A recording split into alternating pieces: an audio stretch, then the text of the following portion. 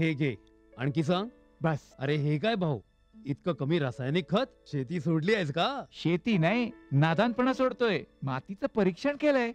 आता तर भाऊ जितकं आवश्यक आहे तितकंच खत शेतात टाकू. हा. शेतकऱ्यांनो, आजच आपल्या जिल्ह्याजवळच्या भूमी परीक्षण प्रयोगशाळेत मातीचं परीक्षण अवश्य करवा आणि मातीची पोषक तत्व, आर्द्रता व रोपांचा विकास बघता केवळ आवश्यकतेनुसारच पोषक तत्व घाला. आणि हो, मातीतलं गंधक, जस्त, बोरॉन सारख्या पोषक तत्वांविषयीही जाणून घ्या. खत आणि जैविक खताच्या योग्य उपयोगानं भूमीचा सकसपणा टिकवून ठेवा, उत्पादकता वाढवा, खर्च कमी करा आणि बहुमोल परकी चलन वाचवण्यातही सहकार्य करा.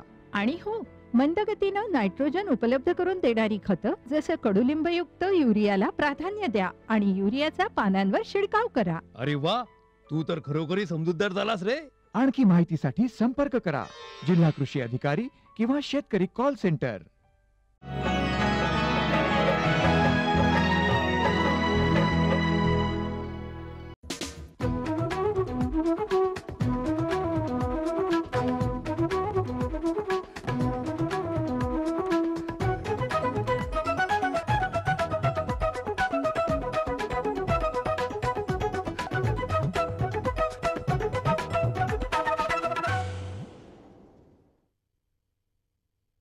शेतकऱ्यांच्याही बँक खात्यात थेट अनुदान जमा होणार.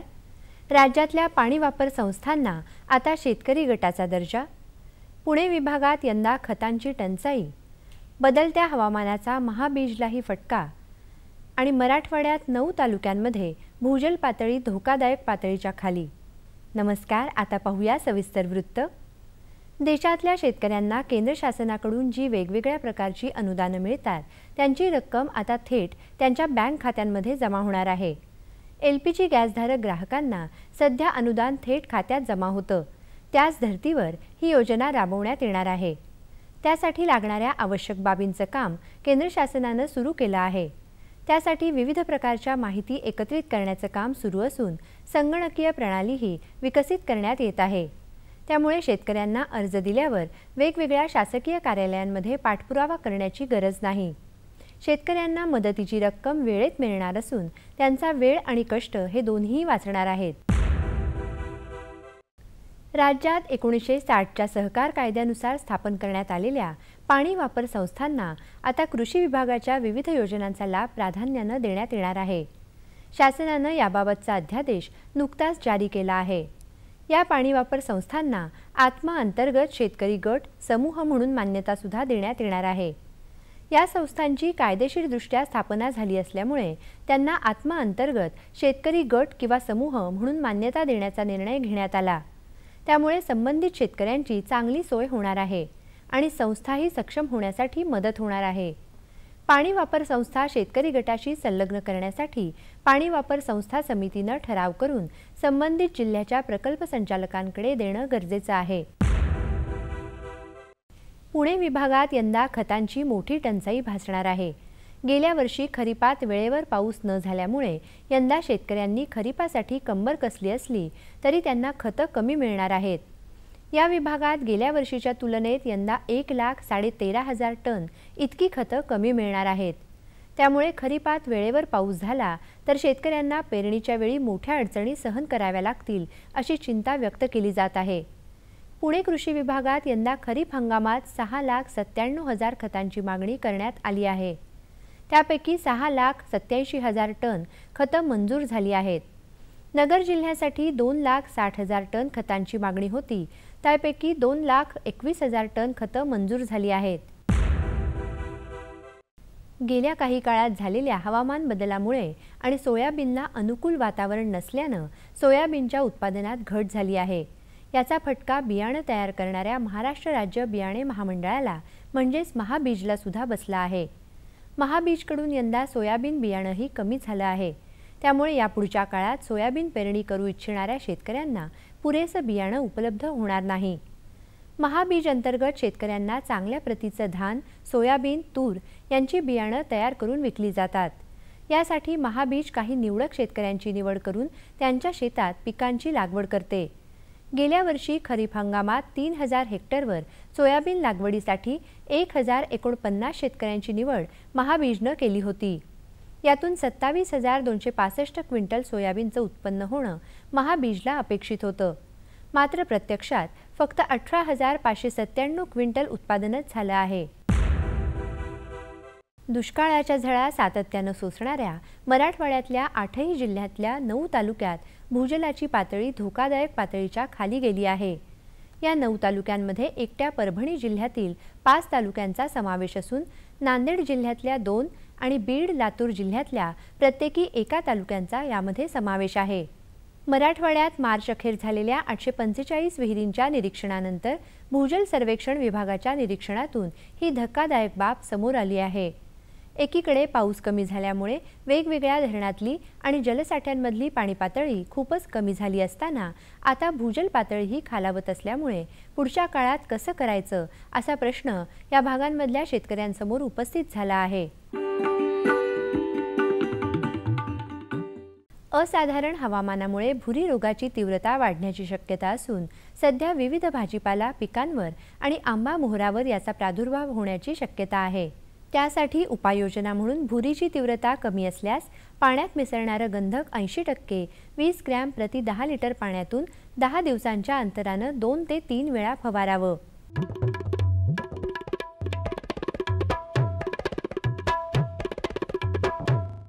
आता बघूया सांगली कृषी उत्पन्न बाजार समितीचे काही बाजारभाव प्रति क्विंटलमध्ये. बाजरी कमाल 1,700 रुपये किमान 1,300 रुपये, गहू कमाल 3,000 रुपये किमान 1,650 रुपये, मका कमाल 1,400 रुपये किमान 1,350 रुपये, बेदाणा कमाल 23,000 रुपये किमान 10,000 रुपये, लाल मिरची कमाल 8,800 रुपये किमान 8,500 रुपये, सोयाबीन कमाल 3,500 रुपये किमान 3,000 रुपये, गूळ कमाल 3,560 रुपये किमान 2,400 रुपये, ज्वारी कमाल 2,000 रुपये किमान 1,530 रुपये, हळद कमाल 12,800 रुपये किमान 7,500 रुपये. कृषी बाजारभाव विषयक अधिक माहितीसाठी www.ekmarknet.nic.in किंवा www.msamb.com या संकेतस्थळाला भेट द्या.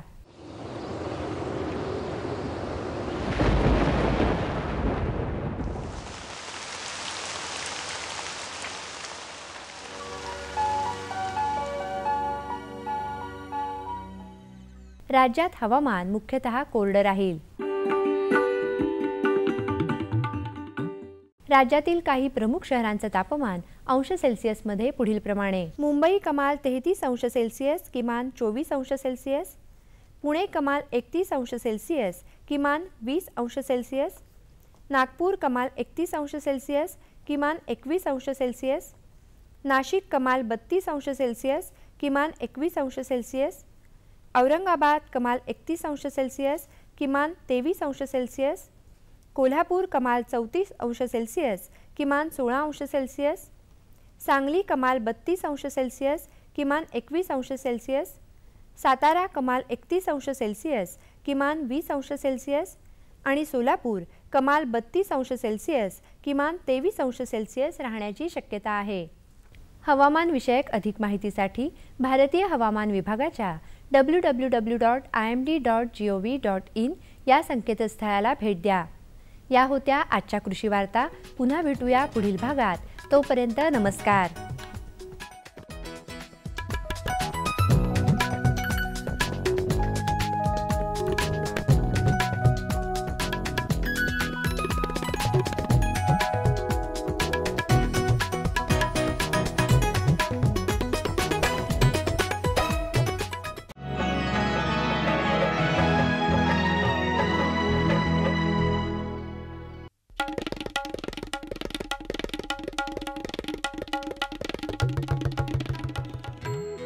मामी, मी शाळेला जाते बरं. शाळेला?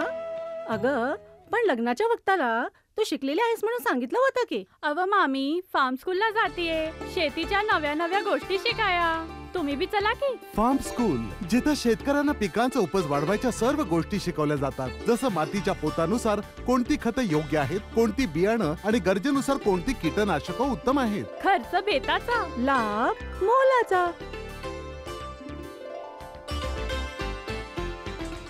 सुगंधाच्या दरवळीमध्ये, स्वादाच्या बहारीमध्ये, प्रगतीच्या डहाळ्यांमध्ये, पसरणाऱ्या हास्यांमध्ये, हिरव्यागार झाडांमध्ये, मोठ्या मोठ्या सौद्यांमध्ये, गोड मधुर गुंजनामध्ये, आनंदाच्या चाहुलीमध्ये. NHM बागवानी मिशन. आमची आकांक्षा आपलं स्मितहास्य.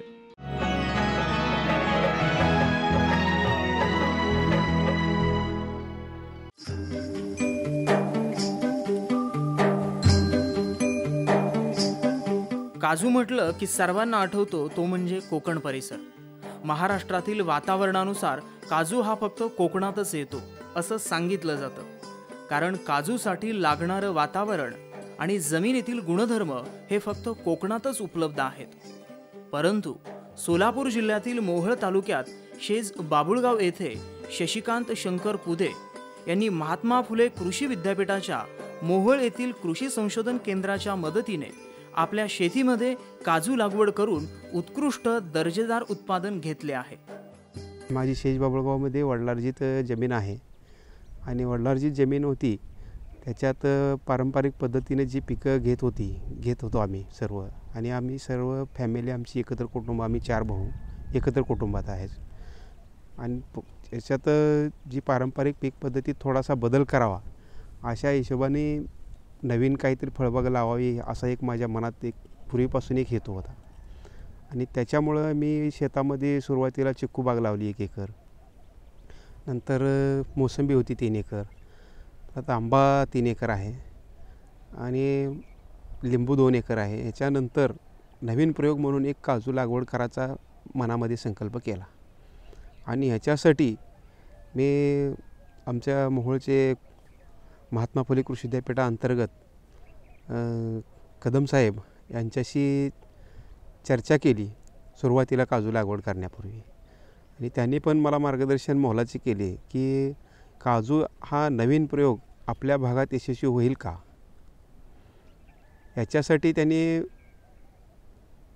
याच्यासाठी मला मार्गदर्शन केले त्यांनी. आपण एक नाविन्यपूर्ण बाब म्हणून काजू लागवड करू आणि काय मार्गदर्शक सूचनाही त्यांनी मला दिल्या. जमिनीची नांगरणी करून जमिनीमध्ये खड्डे घेतले आणि शेणखताच्या साह्याने भरून घेऊन त्याच्यामध्ये लाल माती मिसळली, ज्यामुळे काजू पिकासाठी लागणारे द्रव्य उपलब्ध झाले. संशोधन केंद्रातून काजूंची कलमे आणून खड्ड्यामध्ये त्यांची लागण केली. त्यांनी सांगितल्याप्रमाणे जमीन उभी आडवी नांगरून घेतली, 2 कुळवाच्या पाळ्या दिल्या, नंतर 2 चौरस फूट खड्डे घेतले. खड्डे घेऊन त्या खड्ड्यामध्ये 2 घमेली शेणखत चांगले कुजलेले आणि single super phosphate 1 kilo, muriate of potash 100 gram आणि फॉलडाल पावडर 100 ग्रॅम अशा मिश्रणाने खड्डा पूर्ण भरून घेतला. आणि तो खड्डा नंतर त्याचा सेंटरला एक खून असावी खड्ड्याला म्हणून एक काठी रोवून घेतली मध्यभागाला आणि नंतर तो खड्डा बुजून घेतला. बुजून घेतल्यानंतर त्याच्यानंतर ड्रीप टाकली, त्याला ड्रीपने पाणी सोडले खड्डा पूर्ण भिजेपर्यंत. आणि नंतर त्या खड्ड्यामध्ये आपण जी खून केलेली होती त्याच्यापाशी पाण्याचा पडलेली खून आपल्याला तयार झाली. आणि त्या ठिकाणी वेंगुर्ला येथे आम्ही कलमांची चौकशी केली. मग कदम साहेबांनी पण मला सांगितले की वेंगुर्ला हे काजू संशोधन केंद्र आहे, आंबा संशोधन केंद्र आहे, तिथे आपल्याला कलम 4, 7 आणि अजून विविध जाती आहेत ते आपल्याला भेटतील. त्याच्यातल्या चांगल्या जाती कुठल्या आम्ही विद्यापीठाशी कॉन्टॅक्ट करून 2 जाती निवडल्या. त्याच्यामध्ये वेंगुर्ला 4 आणि वेंगुर्ला 7 ह्या 2 जाती चांगले उत्पादन देणाऱ्या जाती आम्हाला लाभल्या. त्याच्यात ती कलमं आम्ही आणून आमचं जूनच्या 2ऱ्या आठवड्यानंतर पाऊस झाला. पाऊस झाल्यानंतर आम्ही ती कलमं आणून लागवड केली. त्यांच्या 2 रोपातील अंतर 20 फूट ठेवलं आणि लागवड पूर्ण केली. काजूची लागवड केल्यानंतर योग्य प्रमाणात पाणी आणि खत यांचे व्यवस्थापन केले. उत्कृष्ट पद्धतीने व्यवस्थापन करत 4 वर्षापर्यंत या झाडांची काळजी घेतली आणि 5व्या वर्षी उत्पादनाला सुरुवात झाली. लागवड केल्यानंतर कलमाला काठीचा आधार दिला. 1 वर्षभर त्याला 2 तास पाणी आम्ही ड्रिपनं सोडलं. 1 वर्षानंतर 1 वर्षभर खते कुठली दिली नाहीत. फक्त फवारणी घेत होतो आम्ही 22 आणि एंडोसल्फान याची एक फवारणी 1 महिन्यानंतर घेतो. त्याच्यानंतर 1 वर्षानंतर 1 वर्ष पूर्ण झालेल्या कलमांना आम्ही खत व्यवस्थापन केलं. 1 घमेली शेणखत आणि नत्र, स्फुरद आणि पालाश अशी त्याची विभागून मात्रा दिली. 1 वर्षाच्या झाडाला आम्ही 1 घमेली शेणखत, 900 ग्रॅम नत्र आणि सिंगल सुपर फॉस्फेट अर्धा किलो आणि BSA फॉरेटचं पण आम्ही मिक्स करून घेतलं. शेणखतात हुमणी आळी होऊ नये म्हणून फॉरेट मिक्स करून ती खतं आम्ही रिंग पद्धतीने दिली. त्याच्यानंतर असं प्रत्येक वर्षी आम्ही डोस वाढवत गेलो. मग 5 वर्षाची झाडं पूर्ण झाल्यानंतर त्याला 5 घमेली शेणखत आणि 2 किलो सिंगल सुपर फॉस्फेट आणि म्युरेट ऑफ पोटॅश 100 ग्रॅम आणि दुसरं अजून फॉलिडॉल डस्ट त्या खतामध्ये मिक्स करून आम्ही ती रिंग पद्धतीने खतं दिली आणि 4-5व्या वर्षी आम्हाला उत्पादनाला सुरुवात मिळाली. स्वतःच्या शेतीमध्ये पिकवलेल्या काजूवर त्यांनी स्वतःच प्रक्रिया करून वेगवेगळे काजू पदार्थ तयार केले. सुरुवातीला काजू वाळवून फोडला जातो, त्यानंतर त्याच्यापासून पदार्थ तयार केले आणि त्यांची विक्री केली. या झाडावर जी किडी आहेत, काही किडीचा प्रादुर्भाव आहे. त्या किडीमध्ये फुलकिडे, पुन्हा ढेकणे आहे, टी मॉस्किटो आहे आणि खोड पोखरणारी आळी आहे, त्याला रोटाकीड म्हणतात. त्या किडीसाठी नियंत्रणासाठी आम्ही ऑगस्टच्या अगोदर ऑक्टोबर-नोव्हेंबरमध्ये जी पालवी फुटते त्या किडीची मादी त्या पानामध्ये अंडी घालते. त्या अंडी कोळी पालवीत अंडी आणि देठात घातल्यानंतर मोहराच्या कोळ्या पोंग्यातसुद्धा अंडी घालते ती. आणि ही टी मॉस्किटो कीड जी आहे, ही कीड पिकाचं 50 ते 60% नुकसान करते. तिच्या नियंत्रणासाठी आम्ही मोनोक्रोटोफॉस, पुन्हा सायपरमेथ्रिन, डेसिस ही कीटकनाशके घेतली आणि बुरशीनाशकासाठी 22 M45 याचे अधूनमधून आलटून स्प्रे घेतो. आणि याच्या उत्पन्नामध्ये आम्हाला ज्यावेळेस सुरुवातीला उत्पन्न चालू झालं, पहिल्या वर्षी एका झाडापासून 1.5 किलो बी मिळाले प्रत्येक झाडापासून. अशा प्रत्येक झाडापासून जी 1.5 किलो बी मिळाले, त्याची बोंडं आम्हाला अजून काय आम्ही प्रोसेस केलं नाहीत. त्याचे बोंडाचं आमचं अजून वेस्टेजच जातं आहे. ते ह्याच्या बोंडाचा पण नवीन फेणी सरबत तयार करायचा विचार आहे आणि ह्या वर्षीपासून आम्ही ती करणार नाही. मग ह्याच्या किडीच्या नियंत्रण झाल्यानंतर खोडकिडीसाठी बोर्डो पेस्ट लावून घेतली आणि त्याच्यानंतर उत्पन्नाला जी सुरुवात होते, दुसऱ्या वर्षी 2 किलो बी मिळाले, तिसऱ्या वर्षी 3 किलो बी मिळाले. आता 5व्या वर्षी, गेल्या वर्षी आम्हाला गारपिटीमुळे काही उत्पन्न मिळालेलं नाही, पूर्ण उत्पन्न फेल गेलं त्याच्यात. आणि याच्या जी प्रोसेसिंग करतो आम्ही, ही आम्ही एक काजू कटर आणलेला आहे वेंगुर्ल्यावरूनच आणि त्याच्यासाठी ह्या जी बिया आम्ही वापरून घेतो, त्याचा ड्रम मोठा नाही आमच्याकडे अजून. आम्ही कुकरच्या भांड्यामध्ये ते बिया वापरून घेतो, नंतर सुकवून घेतो आणि नंतर त्या फोडल्या जातात. आणि त्याचं मार्केटिंग आम्ही दिवाळीच्या अगोदर आम्ही माल तयार करून ठेवतो. दिवाळीच्या पिरियडमध्ये काही बाजारमध्ये आणि काही व्यापारी येतात आमच्याकडे, ती माल विकत घेऊन जातात. 400-450 रुपये किलोने आम्ही त्यांना ती माल विकत देतो. ह्याच्यापासून जे उत्पन्न मिळतं आम्हाला, ते उत्पन्न प्रत्येक झाडापासून 4 किलो आपलं 400-450 रुपये किलोप्रमाणे आम्ही त्याचं मार्केटिंग केलं जातं. आणि हा व्यवसाय आम्ही सध्या आत्तापर्यंत आम्ही घरी सगळं प्रोसेसिंग करतो आहे. मग हे आपल्या भागात काजू येत नाही, हा बऱ्याच लोकांनी मला सांगितलं होतं. आणि प्रत्येकजण म्हणत होता आपल्या भागात कुठं काजू येतो का, आपल्या कोकणाशिवाय काजू येत नाही. आणि याच्यासाठी मी माती परीक्षण करून घेतलं प्रथम. आणि माती परीक्षण करून घेतल्यानंतर जमिनीची सुपीकता, त्याच्यात कुठले घटक कमी आहेत, याच्यासाठी त्या खड्ड्यामध्ये आम्ही लाल माती थोडी आणून भरली. 2-2 घमेली लाल माती भरून घेतली त्या खड्ड्यामध्ये आणि नंतर लागण केलेली. मग त्या दोन्हीचं कॉम्बिनेशन होऊन आणि ह्या पिकाला ह्युमिडिटी पाहिजे. काजू पिकाला आमच्या आजूबाजूला ऊसाचं क्षेत्र जास्त आहे आणि उन्हाळ्यामध्ये त्याला ऊस भिजलं जातं. ऊसाचं क्षेत्र भिजल्यामुळे त्याची ह्युमिडिटी तयार होते आणि ह्या पिकाला ती पण फायदेशीर ठरू होते आम्हाला. महात्मा फुले कृषी विद्यापीठाच्या मोहोळ येथील कृषी संशोधन केंद्राच्या माध्यमातून अनेक शेतकऱ्यांना मार्गदर्शन होत आहे, ज्यातून काही शेतकरी नवीन प्रयोग करतात, ज्यामुळे त्यांचं उत्पादन वाढत आहे आणि आर्थिक संपन्नताही मिळत आहे. शिवाय विद्यापीठाचेही संशोधनाचे प्रयोग यशस्वी होत आहेत. ह्या काजू बागेचं निरीक्षण तुम्ही जर केलं तर अतिशय चांगल्या प्रकारची बाग आहे ही. काजू बाग हे नाविन्यपूर्ण उपक्रम त्यांनी आपल्या शेतामध्ये, आपल्या गावामध्ये, आपल्या तालुक्यामध्ये, आपल्या जिल्ह्यामध्ये राबवलेला आहे आणि यांचं बघून आपल्या बाकीच्या तरुण शेतकऱ्यांनी, आपल्या शशिकांत पुदे सारख्या तरुण शेतकऱ्यांनी पुढे यायला पाहिजे आणि जे महात्मा फुले कृषी विद्यापीठात राबवलेलं तंत्रज्ञान आहे, संशोधित केलेलं तंत्रज्ञान आहे, हे तंत्रज्ञान कृषी विज्ञान केंद्रामार्फत तसेच महाराष्ट्र शासन, जिल्हा परिषद हे सर्व यंत्रणा तुमच्या पाठीशी आहे. तर ह्या तरुण वर्गाने आपल्याला पुढे यायला पाहिजे आणि आपलं हे जे काय संशोधन आहे, काजू बागेचं संशोधन, हे जे शेतकऱ्यांना पहिला संशोधक कोण आहे तर शेतकरी आहे आणि शेतकरी काय करत असतो त्याच्या अडीअडचणी महात्मा फुले कृषी विद्यापीठ राहूर या ठिकाणी चर्चा करतो आणि त्याची सल्लामसलत, त्याची चर्चा करून पुढे जे काय त्याच्या अडचणी आहेत आणि स्थानिक परिस्थितीला ज्या अडचणी आहेत तो त्याच्या हिशोबानं त्या पाण्याची कमतरता, रोग किडी नियंत्रण, तसेच उत्पन्नाच्या बाबतीत काय अजून करता येईल का,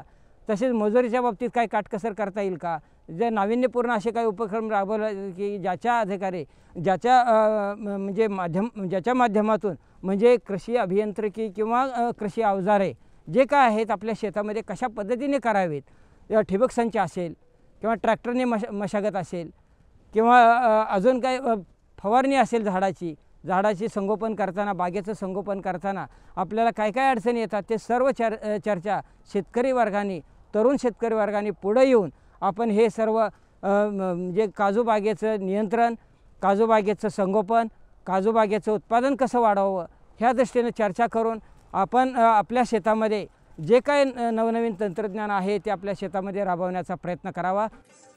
प्रतिकूल परिस्थितीला तोंड देत निसर्गाच्या अनुकूलतेनुसार येणारी फळं यांचा अभ्यास करून काजूसाठी लागणारे घटक पुरवून पश्चिम महाराष्ट्रात अत्यंत कमी पावसाच्या जिल्ह्यात म्हणजे सोलापूर येथे काजू लागवडीचा प्रयोग शशिकांत पुदे यांनी संशोधन केंद्राच्या मदतीने यशस्वी केला आहे.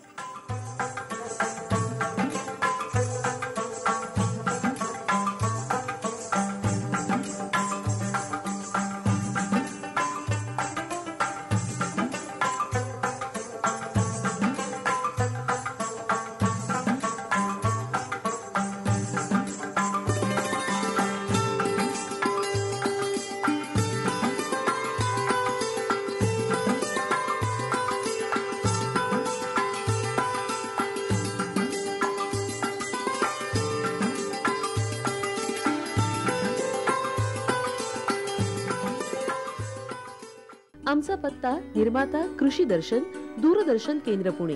आमचे ईमेल आयडी असे आहे ddkpunekrishi@hotmail.com आणि ddkpunekrishi@rediffmail.com.